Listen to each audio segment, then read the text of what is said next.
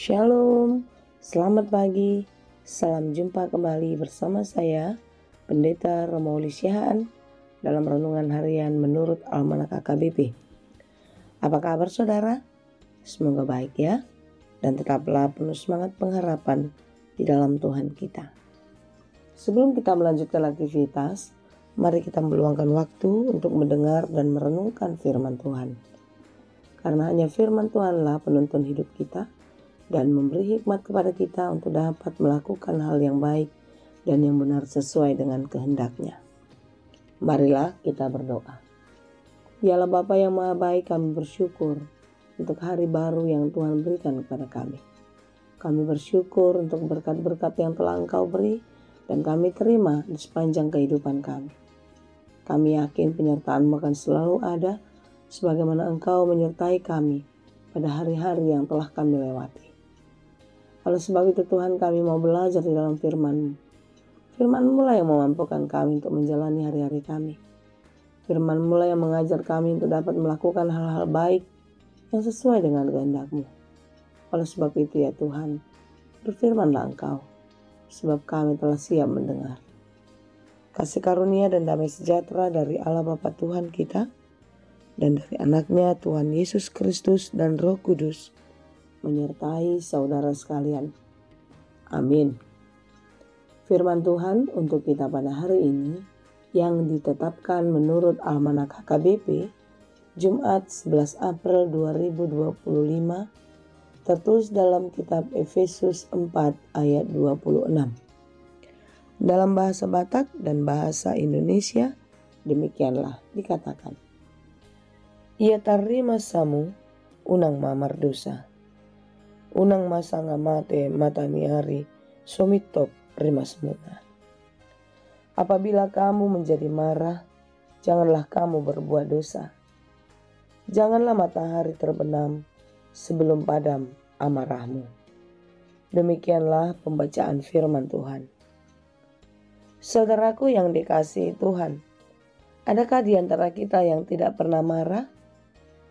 Coba, mari kita menyelidiki hati masing-masing. Apakah kita tidak pernah marah? Atau apakah hari-hari kita selalu dipenuhi dengan kemarahan? Saudaraku, memang kehidupan sehari-hari kita banyak hal yang membuat kita emosi dan menjadi marah, bukan?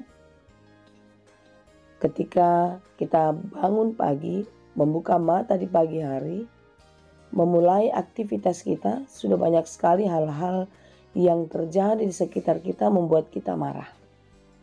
Misalnya ketika kita tidak berangkat kerja, jalanan macet, atau ketika ada kendaraan lain yang mengeluarkan asap yang hitam, ataupun ada orang lain yang menyerobot jalan kita dan lain sebagainya.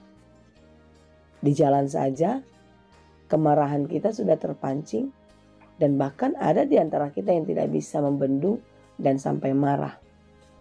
Lalu setibanya kita di kantor, kita mengalami kekecewaan dari pimpinan kita dan juga kesal karena teman-teman kita. Atau mungkin kita jadi marah karena pekerjaan kita yang sangat berat, yang sulit dan lain sebagainya. Ya, itu masih sebagian dari perjalanan hidup kita di luar rumah lalu ke kantor. Belum lagi situasi kita, keadaan kita di dalam kehidupan kita yang lain. Banyak sekali hal-hal yang membuat kita marah. Namun di sisi lain kita juga perlu menyadari bahwa kita diajari untuk berpikir dan bersikap positif. Bagaimana kita mengantisipasi diri kita supaya kita sabar dalam menghadapi situasi yang terjadi dalam kehidupan ini. Oleh sebab itu saudara-saudara, firman Tuhan selalu mengingatkan kita. Firman Tuhan selalu menyadarkan kita bahwasanya sangat penting bagi kita untuk mengendalikan diri. Bagaimanakah kita dapat mengendalikan diri dari situasi yang sulit itu? Dari keadaan yang memancing emosi kita? Tentu kita dengan berdoa dan taat dalam firman-Nya. Firman Tuhan satu-satunya cara untuk kita dapat keluar dari kepenatan. untuk membuat kita keluar dari emosi yang tak terbendungkan. Saudara-saudara yang dikasihi Tuhan, firman Tuhan selalu menuntun kita untuk dapat menjalani hari-hari kita dengan baik. Menuntun kita supaya kita dapat melakukan hal-hal yang berkenan dengan kehendak Tuhan. Kitab Amsal 14 ayat 17 mengajar kita bahwasanya orang-orang yang lekas marah, dia adalah orang yang bodoh. Tetapi orang yang bijaksana tentulah panjang sabar. Ini boleh kita baca dalam Amsal 14 ayat 17. Siapa lekas naik darah berlaku bodoh, tetapi orang yang bijaksana bersabar. Mengapa dikatakan demikian? Karena memang kemarahan itu akan memunculkan dosa-dosa yang lain. Kemarahan akan menyakiti dan merugikan banyak orang lain dan juga diri sendiri. Oleh sebab itu dikatakan Amsal ini, orang yang bijaksana tentu orang yang panjang sabar.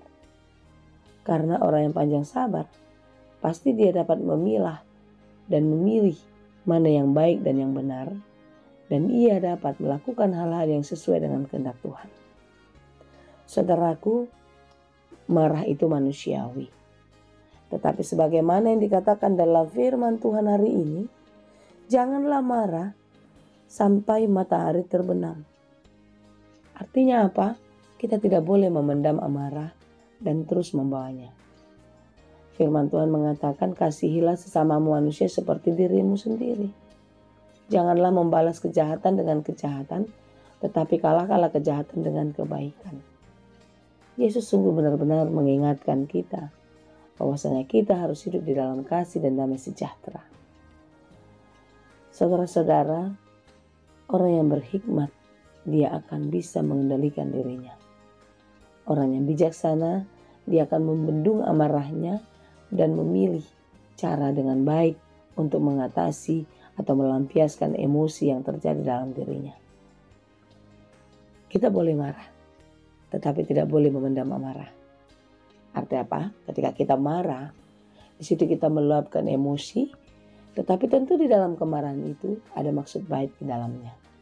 Sama seperti anak-anak kita berlaku nakal, tidak mendengar nasihat kita. Mungkin kita marah, bukan? Tetapi kemarahan kita itu akan menjadi sesuatu yang membangun dan mendidik mereka. Bukan emosi yang meluap-luap yang kita lampiaskan sehingga mereka mengalami sesuatu trauma atau bahkan hal-hal yang menyakitkan.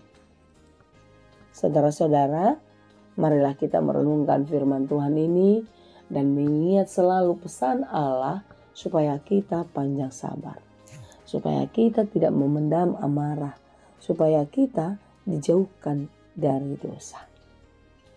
Apabila kamu menjadi marah, janganlah kamu berbuat dosa. Kita boleh marah, tetapi ingat, tidak boleh berbuat dosa.